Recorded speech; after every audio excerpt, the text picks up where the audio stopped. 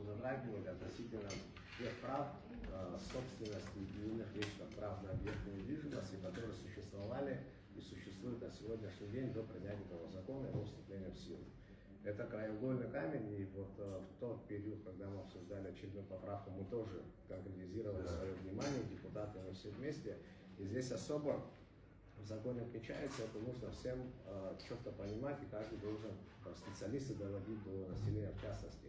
Все права, которые существуют и существовали в Республике Абхазия, право собственности, все иные вечные права на объектную недвижимость, это статья 72 закона, часть 1, признаются, защищаются, и здесь написано вне зависимости от того, что эти права зарегистрированы в вновь создаваемом реестре недвижимости. Все, что было в стране, охраняется самим законом, и нет никаких возможностей со стороны государства или чиновника любого должностного лица умолить граждан в их праве на объектную недвижимость. Это первый, самый главный тезис, потому что не произошло необходимости осуществления полной перерегистрации всех прав на все объекты недвижимости в стране. Второй важный, теперь от первого аспекта отталкиваясь, перехожу ко второму важному моменту, где возникают возможные, и это действительно большая реформа, она очень сложная, важная, где возникает необходимость у гражданина, мы сейчас тоже, кстати, берем аспектом только граждан, я потом, если будет время, еще ряд других вещей скажу, где возникает у гражданина необходимость выполнить ряд действий, предусмотренных законом.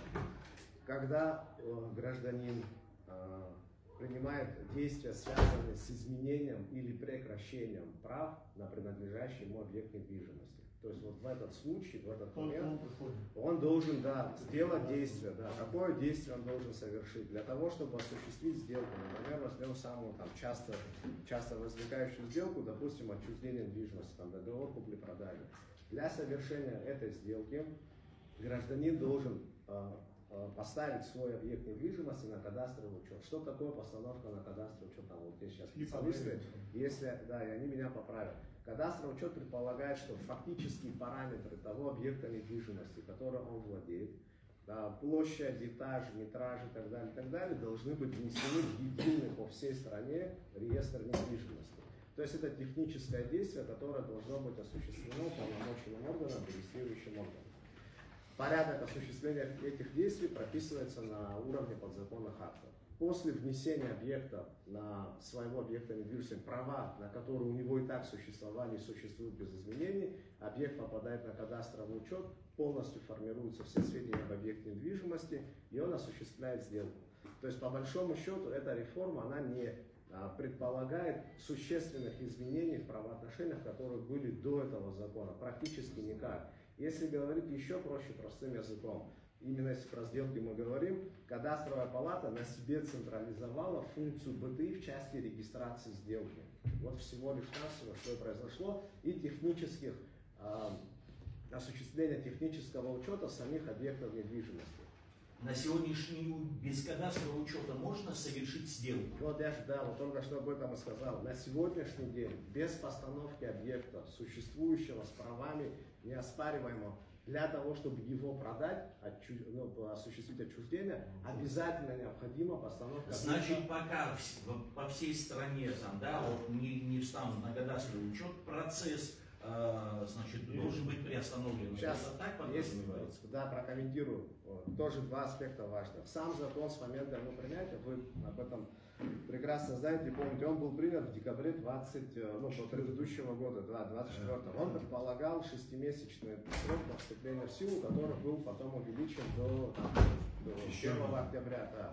Но при этом сам закон установил норму, что в течение всего срока, с момента его опубликования, уже нормы обязывали государство, в лице компетентных органов, начать процесс всех этих мероприятий.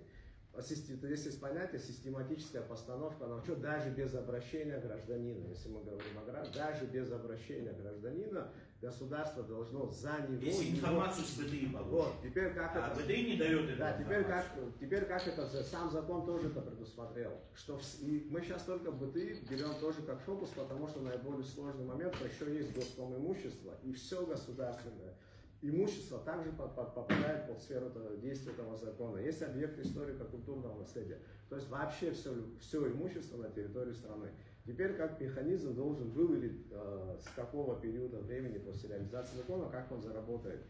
БТИ как органы, как муниципальные учреждения, в которых сконцентрирована информация относительно объектов недвижимости на их территории, здесь тоже не упрек никому, это не обвинение и так далее.